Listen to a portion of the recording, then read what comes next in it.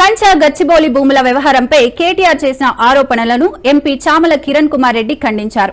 కేటీఆర్ నోటికొచ్చినట్లుగా మాట్లాడి ప్రభుత్వంపై బురద చల్లే ప్రయత్నం చేస్తున్నారని ఆరోపించారు. ఆయన మాటల్లో ఏమాత్రం వాస్తవం లేదన్నారు. టీజీఐఐసీకి, ఐఐసీఐకి బ్యాంకు రుణం ఇచ్చినట్లు, ఐసీఐసీఐ బ్యాంకు రుణం ఇచ్చినట్లు కేటీఆర్ చెప్పడంలో వాస్తవం లేదన్నారు.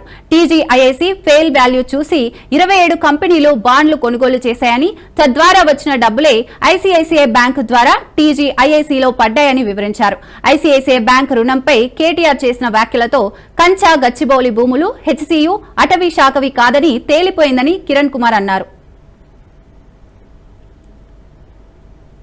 20,563 కోట్లకు దీన్ని ధృవీకరించింది వాల్యూ. అది మనంగా ధృవీకరించేది, కంపెనీ ధృవీకరించింది. దాన్ని వీళ్ళు తెలంగాణ ప్రజలకు ఏం తెలియదు కదా, రియల్ ఎస్టేట్ ముచ్చట్లు మాట్లాడినట్టు, ఇప్పుడు నేను చెప్పిన ముచ్చట మాట్లాడినట్టు మాట్లాడి కేటీఆర్ గారు. దీనికి ఎట్లనన్నా ప్రభుత్వాన్ని ఇరకాటంలో పెట్టాలి. ఇంకొక ఆయన వచ్చి ఇప్పుడు ఈయన శిష్యుడు వచ్చి 30,000 కోట్లు ఎస్టిమేషన్ ఉన్న భూమికి 20,800 కోట్లే అని చెప్పి 9 లాస్ ఆఫ్ డిఫరెన్స్ చూపించారని చెప్పి తెలంగాణ ప్రజల్ని కన్ఫ్యూజ్ చేస్తారు. ఒక ఆయన ఒక ముచ్చట చెప్తాడు, ఇంకొక ఆయన ఇంకో ముచ్చట చెప్తాడు. ఆర్బీఐ నిబంధనలు పాటించకుండా 10,000 కోట్లు తెచ్చారంటాడు. ఇది తెలంగాణ ప్రజలకు తెలవాలంటే నిన్న ఎంత వేగ్గా మాట్లాడిందంటే, అసలు ఇక మనం ఇక్కడ అంతా మనం కలిసి 4 గోడల మధ్యన 10,000 కోట్లు తీసుకుని ఎవరికి చెప్పలేదు, ఆర్బీఐకి తెలియదు, ఫైనాన్స్ మినిస్టర్ తెలియదు, ఐసిఐసిఐ బ్యాంక్ లోన్ ఇచ్చింది, ఐసిఐసిఐ బ్యాంక్ వాళ్ళు పొద్దున్నే వచ్చి లోన్ ఇవ్వలేదని చెప్పారు. ఆర్బీఐ వాళ్ళకు అసలు ఏమాత్రమైన గ్రౌండ్ వర్క్ ఏం మాట్లాడుతున్నాం? తెలంగాణ సమాజంలో ఒక 10 ఏళ్ళు మినిస్టర్ గా ఉన్నావు, మీ నాయన ముఖ్యమంత్రి ఉండే, ఎవరో మాట్లాడితే 4 ముచ్చట్లు మాట్లాడితే దాన్ని మనం అర్థం చేసుకోవాలి, అవగాహన రాహిత్యం వల్ల మాట్లాడేదని. కేటీఆర్ అనేట ఆయన అసలు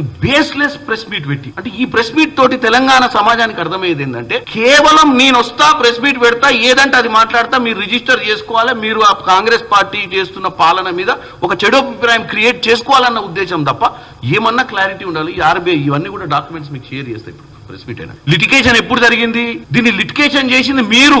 అనవసరమైన ప్రెస్ మీట్లు పెట్టి, అనవసరమైన ఏ ఇమేజ్లు క్రియేట్ చేసి, అనవసరమైన ఫారెస్ట్ ల్యాండ్ అని